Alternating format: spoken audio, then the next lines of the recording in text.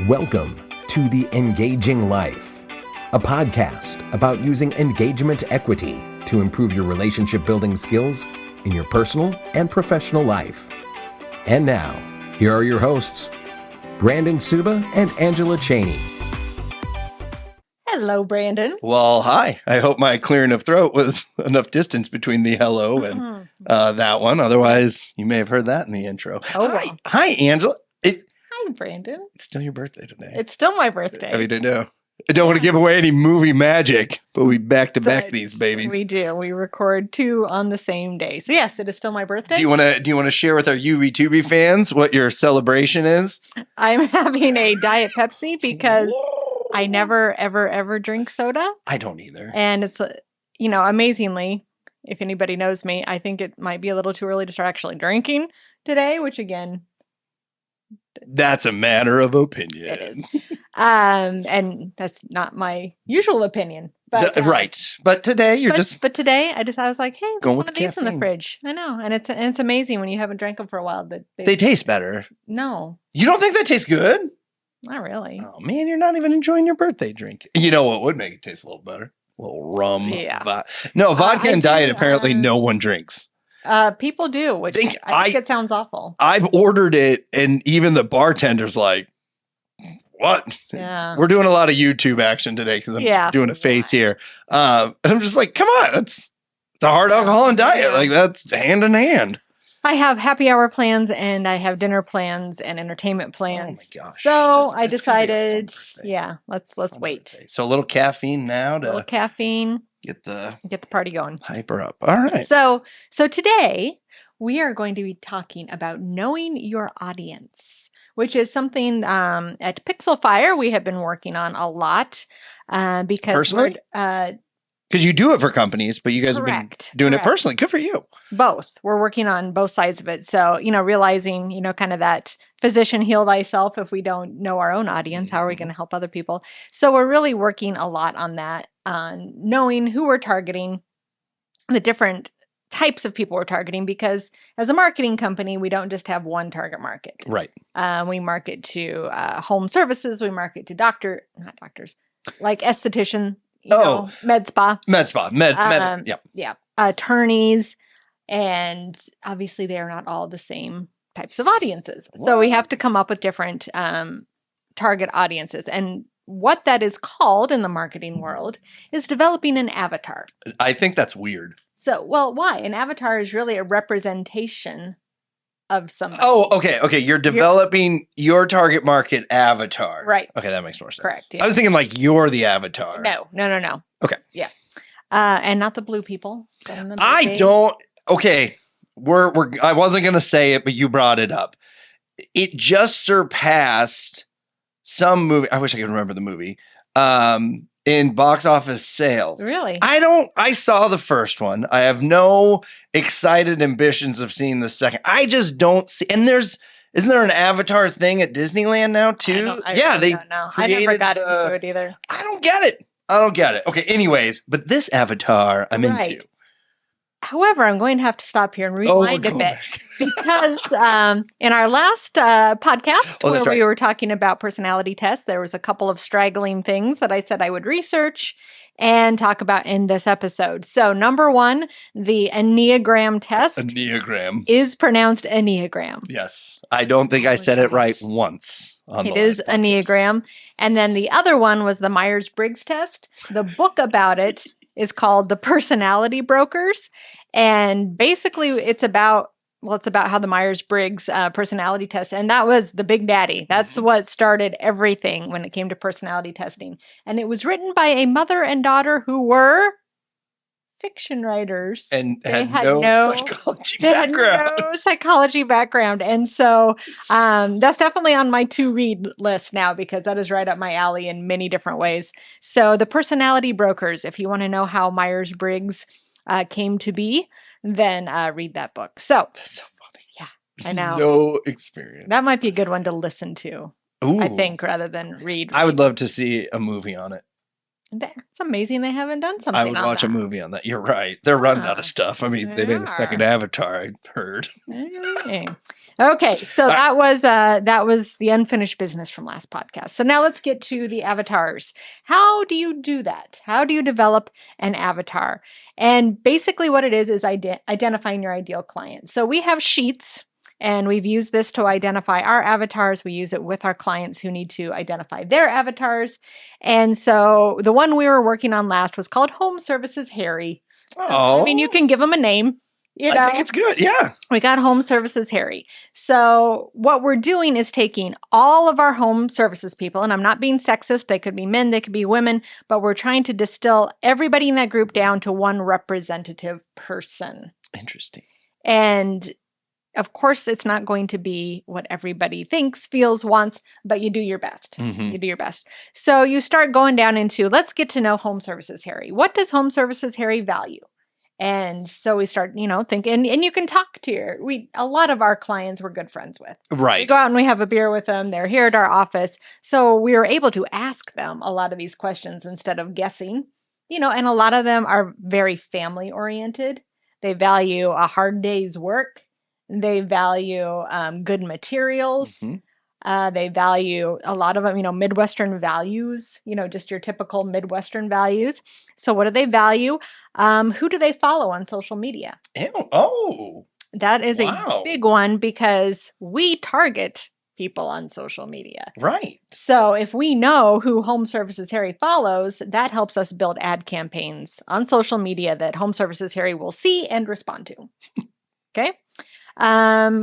Where do they hang out? And by hang out, I can mean either digitally or physically. Mhm. So maybe they hang out at conferences. Maybe they hang out at Center Sphere groups. Maybe they hang out on Instagram. Maybe they hang out, So once you identify where they are, again, you can find ways to target them with advertising, or you can find ways to get in front of them physically. Okay, we know that Home Services Harry is in the Remodelers Association. We need to be in the Remodelers Association. Okay. Yep. Okay. Can I ask a question about Of that? course. This has been on my mind. And if we get too far on this, then we can abandon it. It is good to be at the remodeling conference. Right. It is not great to be selling at the remodeling conference, correct? What do you like us selling our services? Correct. Now, Um, if you have a booth or something, different. Right. But I'm talking because this is coming up for me this year. I'm going to have to do these things where I'm going to be in a new market that I don't know a lot of people. Okay. And the one event we've been to, and once again, if I'm so off topic, then we can, That's okay. the one event that I went to, I got introduced to my ideal client Yeah. and I word vomited all over him. Uh-oh. Even this morning, randomly I thought of it and I regretted it. And so I'm really trying to dig into, and like I said, it's just made me think of it, but I need to be in that environment and I need to not sell them at all. But I want to be a step above visibility. Okay, I got you. So this is what is we are actually in the Remodelers Association. Mhm. And Dan is our main representative in the group. And you know what he focuses very heavily on? Recruiting for the organization. Oh yeah, he won an award. And he won an award for it. And so he has high visibility, but it's nothing about Pixel Fire. Everybody knows what he does, but he's recruiting for the group. So he's selling the group, which everybody's behind because they all want to grow the group.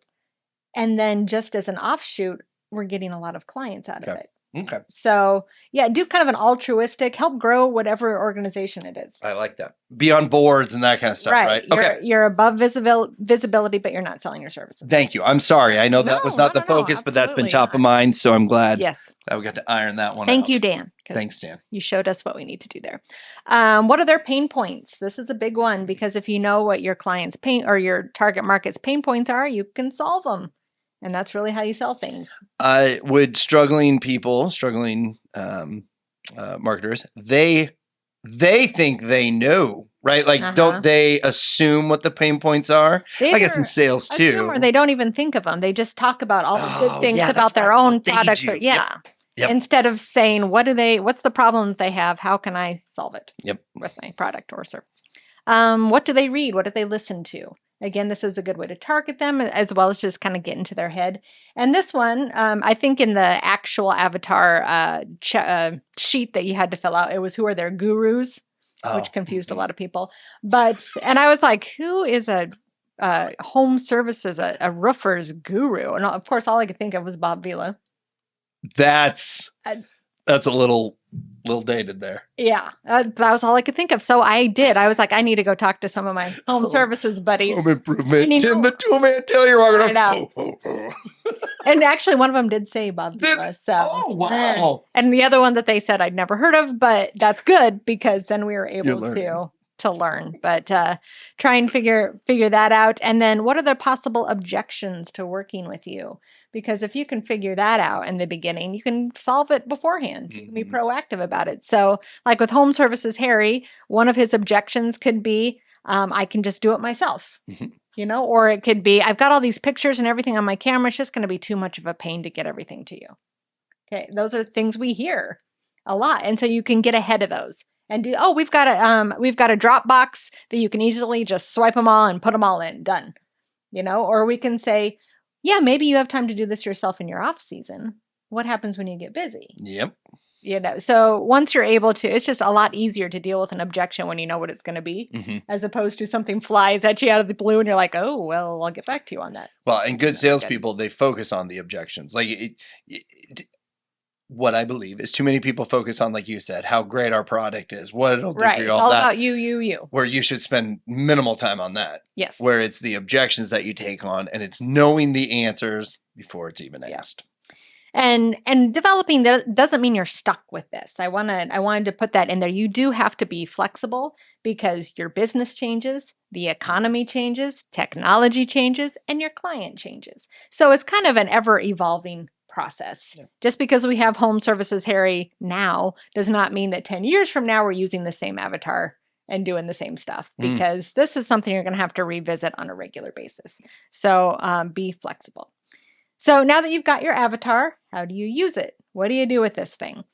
You can use it to help tailor products and services. So again, this is being kind of proactive rather than reactive. It's not saying, this is what we sell, let's go find the people who will buy it. It's, let's see what they want and create that product or service. So it's kind of switching that around. Yeah, I like that. And not to say that, oh, they need a new truck, we're going to sell trucks and we're a marketing company. It's not like that. It's not like that. It's more, their pain point is they don't have photography. Maybe we need to have a service, inside your wheelhouse. Right. And a lot of the times too, it might be they need this. We can't provide this. We don't want to provide this. Let's find a nice partner that we can suggest they use and work with them to provide this. Because that's always better than saying, why don't you go here? Then they go somewhere else and then they take our business because they have somebody they work with. It's better to be like, oh, we have that, as a contractor. They're still with us. It's still through us. We look like the ones who did it for them. Oh, yep. But we're not going outside our wheelhouse. And that is where you hear the stories of referral partners. And sometimes I think the groups are too surface level, but that's you've done the time, you've earned the credibility, and now you're signing a business. And you trust them. I think that's a huge piece. Because there's people I know when I was in mortgages that they were other mortgage lenders, but I could trust them because they offered something I didn't. Yes. I knew I could trust them and they wouldn't poach or anything. They would just do what I came for them. Yeah, absolutely. So you can do that. A big one is which messages and calls to action to use with them. So for your marketing, we're marketers and we market. We're marketing marketers, but we're also helping other people market. So for example, if we know that Home Services Harry, one of his pain points is he's got no time. He's working 12-hour days. He never sees his family. This is a huge issue with him. Then the way that we can address our message is, let us take the burden off your shoulders. Let us do this for you. You don't have to do your marketing anymore. You can go home at 6:00 and have dinner with your family and not sit there all night trying to post on social media and doing the things you don't really want to do. Right. So once you realize what they're hurting, where their hurt is, you direct that message to address that. Instead of being like, we have the greatest social media, they're just like, great. Yeah. You know, So does- nothing's clicking. So the other with them. person said. Yep. Yeah, nothing's clicking with them. You'll know which platforms to use. So, like I said, if they're at conference A, you need to be at conference A. If they're using social media platform B, you need to market to them on social media platform B, or at least have a presence there. You know, not Right. necessarily market to them, but be of value on that platform. Know which messages to send to which avatars. So again, in most cases, you're going to have multiple avatars. Sure. So if we're doing like an email campaign, we would know that Home Services Harry should not get the same email as Lawyer Larry Yes. because they're two different. They have two different pain points, two different everythings. You probably even, and this is going to sound, and I don't mean it to sound bad, but if you've got Home Services Harry who went to community college and you've got Lawyer Larry who, you know, has a JD, they're going to use different language. Oh, absolutely. And they're going to respond to different language. So even your email campaigns to the two of them should use different language, Mm-hmm. different words, different phrasing. You know, you got to tailor it to your audience. So now, of course, I can't stop with business, but before we move over to personal life, do you have anything you would like to add or questions on developing those avatars? So the first list we went over, you switched. Oh, sorry. Put this back here. No, so where you're developing the avatar, Mm-hmm. I use this method also to get in front of my ideal referral partner without asking them for any business. Okay. Because I'm interested on how can I do this better? And as you being the person that would use this, how can I do that better? How can I make it look better? What would be your preferences? And so I could build an avatar with my ideal client. And then I'm also educating them on I want to do these things well. Well, and also is there anything people like better than sitting down and having somebody ask them a bunch of questions about themselves? People love that. We absolutely do. They love that because how many times does somebody get to sit down and, unless they're going to a therapist, just sit down and talk about themselves for half an hour or an hour? So that is a great point, that you don't have to do this blindly, and you don't just have to be like, oh, I'm stuck on this one, I'm going to ask my friend. Yeah, no. Invite your ideal client, whether they are already a client or whether you want them to be. Yep. Invite them out for a beer or for lunch, or for not lunch because you're trying to eat and talk the whole time, but invite them for a face-to-face and ask them these questions. They'll love it. They'll absolutely love it. They do. And what's my favorite saying? Be interested, not interesting. Yes. This is all interested. Like all these questions allow you to be more interested in them. I love it because I think it's where salespeople and referral partners and all that. Yeah. It's where they fail. Honestly. Oh, yeah. Because, and even in the referral world, oh, hey, I sent you 5 referrals last week. You should love it. They've never taken the time to understand or to create the avatar you are. Right. And they're sending you crap. Great. Yeah. You sent me 5 crappy referrals that I had to call on, and it was horrendous. It's worse than not getting them at all. Right. So where this is a great focus on know your audience for just developing marketing stuff. I think you could use this in networking and definitely in sales. And it doesn't have to be, I want to sit down and talk about your avatar. These can just be questions you use throughout your normal, you don't have to say, will you have coffee with me so I can develop my avatar? You can say, will you have coffee with me?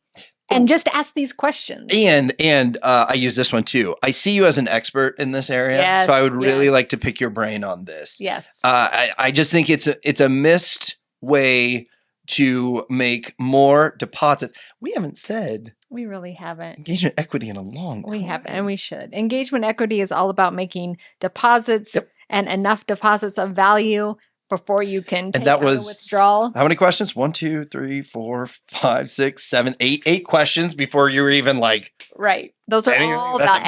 And it's giving value as well as getting something back. Yep. So it's, kind of the best of both worlds. Well, and you're learning. Yeah. It really, a very cool thing working in the B&I world is how many 10-minute presentations I got to see on different professions, which made me a stronger networker because when I would meet a lawyer, instead of jokes and all of that, my first question is, what do you focus on? Mm-hmm. Because up until— You'd heard it all. Well, before that, I thought lawyers did everything, right? If you need a lawyer, you just call Saul and boom, no, you need a family lawyer for this. You need a divorce attorney, whatever it is. And so when you ask what they specialize in, I feel that puts you ahead of the last person they talk to, because now, you actually do care. You understand a little bit. Correct. A little bit about the industry. Correct. Yeah. Have to be dangerous. Yeah. So anyways, that's when you were describing all this stuff, I was really reflecting on how I've used that as a sales skill and as a networking opportunity, because I'm not great at talking. Let me rephrase that. I'm really good at talking about myself. So I need to equip myself with the right questions to ask to get. Yeah. And you do have to be prepared, because the natural tendency, the human tendency, is to talk about ourselves. Absolutely. And you've got a little bit of an uphill battle to ask about other people. It's not natural. Right. It's just not natural. Okay. So how about knowing your audience in relationships? Oh. It's kind of it seems like that term shouldn't apply, but really it does. Oh. Dating really and networking. I gotta get dating and networking are like hand. Yeah. Well, we've even referenced. And not just so. What I want to start out with is friends. Actually, not a significant other relationship, but your friends. So knowing your audience with friends, and this is something that with my past, I've had to really figure this out, because I always gravitated to one friend, where it was just her and me. We were together. We were the whole squad. Thunder Sisters. Yeah. And thinking we could fulfill all. It's just like thinking that your spouse can fulfill every single need, which is not a recipe healthy. For disaster. Yep. It's codependence. It's a recipe for disaster. So when I got out of that pattern and started to develop a group of friends, it took me a while to start figuring out they all are not supposed to be everything to me. Because I would get upset. She can't even have a conversation. She talks about herself all the time. We can't stay friends. Until I realized, I'm like, wait a minute. She's so fun. And she's up for anything. And we can go have fun at any event. Why don't I just have her on tap for that? We don't have to sit and talk about the meaning of the world. All I got another friend who's really good at that, but she's not very fun to go out with. Mm-hmm. She's kind of a gloomy Gus. But we have great, deep conversations. So it's almost like putting together the perfect friend out of different ones. Okay. Which I think that's how, if you have a group of friends, maybe people are more naturally inclined to do that than me. I just wasn't used to it because I did not grow up with a group of friends. I didn't either. And maybe that's where, not like our personality tests line up, but I think that's where we do have a lot in common. Is I do better in the one-off situation. And mind you, I love networking. I love the groups, but I jumped all around. Like I had a semi-friend acquaintance in each different group, in the cheerleading group and the jocks and all of that growing up. And so it was fun for me to bounce around. But yeah, on a Thursday night, if all the groups went and did their own thing, I'm just like, I'm going to go rollerblade and play with Legos. Yes, I'm a high schooler that plays with Legos. I'm in the middle here. But once you start realizing that, then you can focus not only on what do they bring to you, but then you can help them. I'm not going to bring gloomy Gus friend to an event where she has to talk to a bunch of people. It's going to make her uncomfortable, but if I sit and, hey, I have a problem. I'd really love your advice on it. Can we sit and chat about that? That makes her feel wonderful. Mm-hmm. And my friend who likes to go out, she gets uncomfortable talking about deep things. It's just not her thing. But if this thing's going on, will you go with me to that? It makes her feel great. And we both have fun. So knowing what they bring to the table, what their strengths are. It's also knowing which ones get along with others. I've made this mistake numerous times where I just think we all should be one big happy group. And it's not true, because I have a friend or two who only wants to be alone with me. Mm-hmm. And they don't like it when I have other friends around. They feel threatened and it goes badly. And so I realized, okay, this is not a group friend. Mm-hmm. This is a one-on-one friend. Or I have this friend with a very strong personality. I have this friend with a very strong personality. They probably shouldn't be in the same group. Mm-hmm. You get one really strong personality in one group. You fill in with ones that don't have such a personality. I see this a lot raising my kids. Yeah. Because Charlotte's 4, still in daycare, and I swear you throw them in and they're just like, hey, we're friends. Yeah. Where now Isabel being in 4th grade, she has a friend that when they don't have school and stuff, they're always together.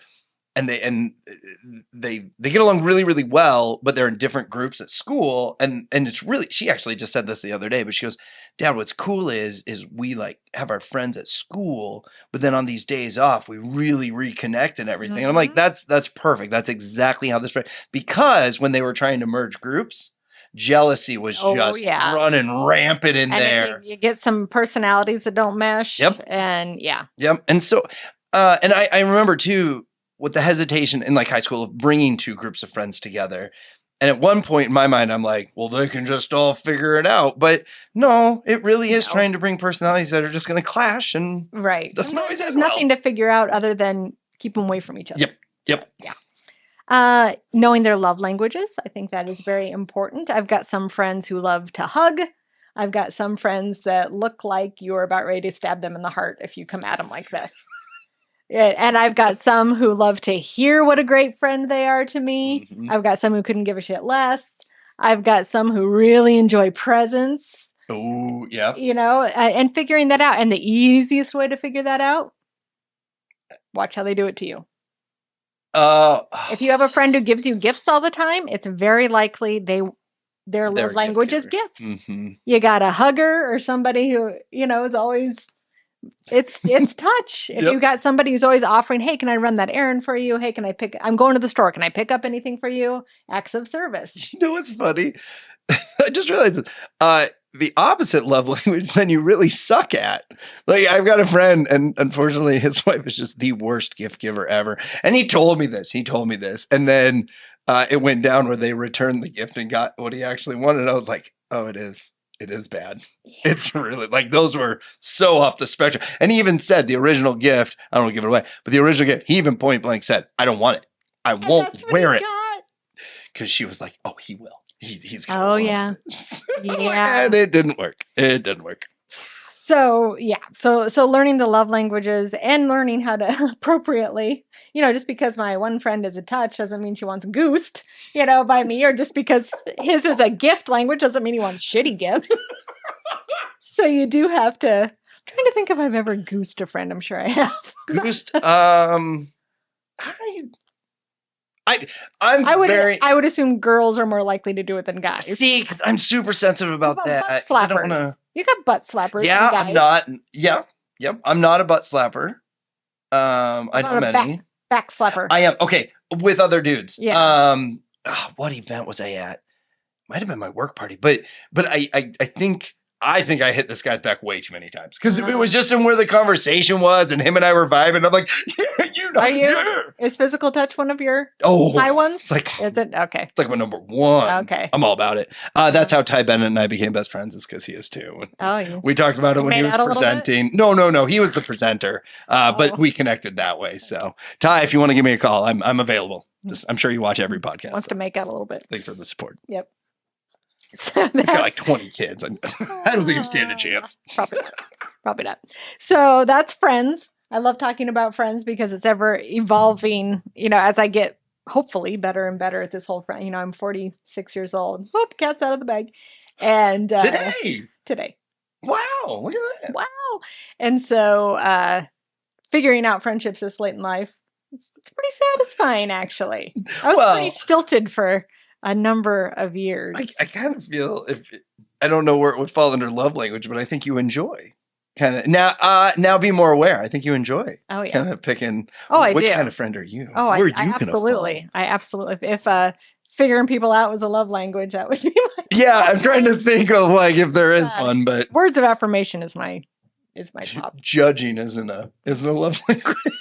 I know some people that love doing that. Oh yeah, that's I don't even know what that would be called. Okay, so now let's take it to your significant other and knowing your audience. Your audience is your significant other, right? Well, so knowing your audience with your significant other means knowing them and accepting them for who they are, not who you want them to be. Nah, that's hard. Nah. It's really hard. Is. It is. So one of the big things is understanding their body language. So knowing your audience, knowing your significant other, they're not going to tell you stuff that you need to know all the time. Some are better than others. But understanding their body language. There was a study conducted by UCLA that showed that only 7% of communication comes from the spoken word. Oh, yeah. Totally. 7%. Totally And if you're understand that. completely oblivious to it, you're going to be effing it up all the time. You're going to not know, how, you're not going to be able to read the room. Right. And by read Yep. the room, I mean read your spouse. I am deathly scared to cross my arms anymore. Oh, because it means you're mad? Yeah, no, because and I'm doing That's it on the YouTube. impression. That's That's the the I'm perception. not listening. I'm a standoffish and all that. And obviously, I don't want to be that guy. But sometimes, like, it's cold in the room, so Oh, you cross your arms, absolutely. and then I'm Well, it's like, a habit. oh, I'm sitting in a room with 5 other people, and we're watching this presentation. I'm like, I don't want to cross my arms to you, but I'm really cold. Yeah. But that's one I'm almost trying to like eliminate it, honestly, because It's I hate it when I well, do I it. don't- If I do it though, I do this. Okay. Number one, because it's She's rubbing her arms. it's If you're kind of just a- listening, she's rubbing her arms to warm for up. numerous. Number one is because I am cold. Yeah, all the I time. believe that, yes. So a lot of the time, and now it's just become kind of a nervous habit. Oh. I'll do that, or I'll rub on my leg like that. I have some ticks like that. My nervous habit, I'm lucky. I got a tooth pulled in my back, Yeah, and so I put my tongue in that spot. That's my nervous habit. that's good because nobody can see. You can't see it, All mine no. are visible. And Yeah. it's funny. My dad had one, and I would see it all the time because we drove a lot together because that was his job, and I worked with him growing up. He would take his shirt sleeve and just work it between his. Really? And I mean, sometimes he would do that for like the whole drive. Wow. And it was, I identified that. I was just like, he's thinking about something. He's nervous about something, or, just nervous ticks. And I think that's probably how some of mine have developed because they're kind of that same rubbing on clothing. Anyway, so when you read body language, you'll know when your significant other is maybe not in the mood for something. So they're not in the mood for conversation. This is a big one. My husband can get very silent. Of course, as an empath, I always think he's mad at me. Of course, naturally. And a lot of the times grew up a very solitary person, needs a lot of his own space and not just physical space, head space. He's always felt the need to entertain others. And so we're trying to get over that. And I'm not much of when I talk, I want to talk about something. I'm not I went to the store and blah, blah, blah, blah, blah. I don't do that. And so when I'm talking, I want a response. I want us to connect. I'm not a talk adder. So if I'm talking and he's giving me the nothing, I get mad. But if I can read the body language, be like, he's just not in the mood for this right now. We can silently do our own thing and that's okay. But also, I need to be able to read when he is up for connection because I need that. And if I can see when that time is right, then I can get all I need right then. But if I don't realize it, sometimes I don't capitalize on it. And then like the next step, like he was totally in the mood for connection and I was off doing something else and I missed it. I missed my window. My one chance. But if you can read that, you can kind of see, and not that you should always be, well, they're not up for connection right now, so I can't have it. Right. It's not about that. It's not about putting yourself last. But it's also about being smart. Yes. Because you're going to be beating your head against a wall if you come home, your wife's really not open to she had a bad day or whatever. You just leave her alone for a while. Yep. Yeah. No, and she's more introverted than I am, and that took a while too. Like when we have our disagreements, and actually I heard this somewhere. I should have figured it out on my own, but an introvert wants to go sit and think and have a moment where us extroverts were like, hey, let's just hash this out now. We'll be fine. We'll go grab a drink. Yeah. And so I try to respect that, and every now and then it never comes off right. I want to be very clear, but I will say, do you need a minute? And then that time she didn't, actually. Yep. That was the one time she didn't need a minute. And you can also figure out very early when you're starting to upset them, as opposed to, just trampling all over it. And this is, Todd and I have gotten a lot better at this, our tells. Oh, yep. That it's either the responses and then you're able to as well say, I know that you think one of my tells of being upset is my arms are crossed, but I really don't mean XYZ. And we're sensitive to the point that, one word text responses, I think he's upset. But we've been able to I'll be like, please don't just say K, which he never says that, but okay even. I'm like, I don't even like that one. And he has said, I remember one time he was like, Austin and I are going to go golfing, just the two of us, which I didn't care. I honestly didn't care. I'm like, good. He's out of the house all day. I can sit in my pajamas and watch TV. And I said, go for it. Exclamation point, exclamation point. He took that as I was pissed off. Oh, man. And it didn't come out till like weeks later because I think I said something. You know, he's like, can you not say that? Or, you know, that. How it was. And he's like, just like your. He's like, just like you're, go for it. I knew you were upset. And I'm like, I 100% was not. You got to support him. But I know damn well not to say go for it again. Sure is my word. Anytime anyone writes sure, I read it as sure. You know what helps me though? Every time, put an exclamation point. You can say anything you want if you put an exclamation point or an emoji after it. I do both those. Or, this might sound a little mushy, but if Todd puts baby after anything, I'm okay with any response, but as baby included. Okay. No, I use okay, baby. Lot, absolutely fine. Sure, baby. Absolutely fine. But you get just an okay. That's, nope. I'll even Todd's pissed at me. Say, I'll be like, oh no, it's the dreaded okay. Which sometimes he'll laugh and be like, I'm just really busy. And I'll be like, okay, great. It's like, well, next time, please write, I'm busy, okay. Yeah. Or just put an exclamation. It takes you nanosecond to put neck or smoochy face. But anyway, because I know now not to do the things. So if I do them, it means I'm purposefully doing them. So it makes me think he's anyway. Once it's identified. We're getting into a hole there. Deep hole. Let's climb on out. Yeah. So love languages too, of course, with the significant other, even more important. You know, because that's really what the love languages were developed for, was you can apply them to, you know, kids, friendships, work, anything, but they really evolved there. So knowing your audience's triggers. Oh, yeah. That's a huge one. Because if you can't figure that out, you're going to step in some landmines and it's going to go badly. So knowing their triggers, knowing how to avoid them, also knowing when you've tripped the trigger. And how to diffuse the bomb. Get out of here. Yeah. It's really important. Morning time. Yep. And we actually talked about it in marriage prep. And they said you need to discuss when is a good time to fight and when is not a good time to fight.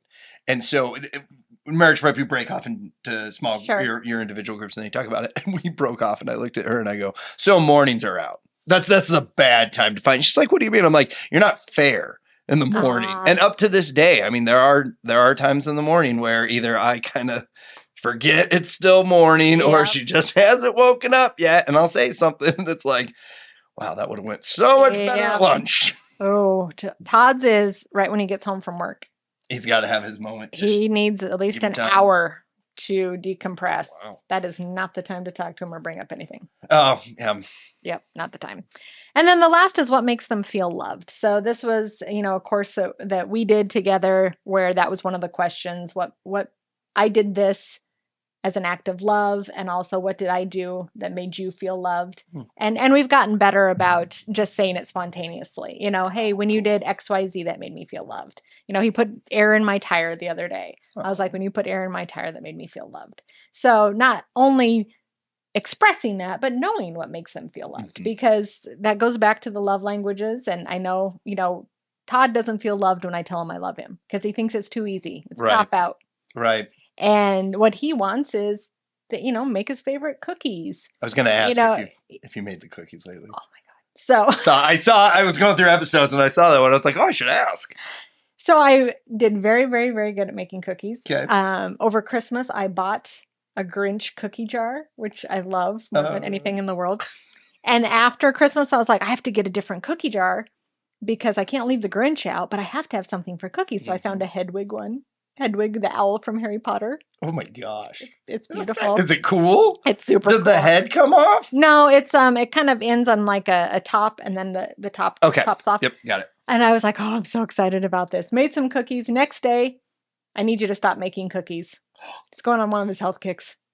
Oh, we even did an episode on it. I know. And I'm just like, whoa. We all know. And I just bought a new. I'm like, what am I going to put in Hedwig? But money. Stash money. Knowing what I know, he'll want him again. Yeah, we'll be back. Yeah. So we'll be back. But yes, I kept up on my side of the bargain. Nice. And I continued to make the cookies. I cannot remember what I asked him to do. And to stop putting his dirty socks on the floor and his shoes. which we switched his man cave to downstairs. Okay. So that kind of resolved itself. I still have to go down there to work out, but I just block it out.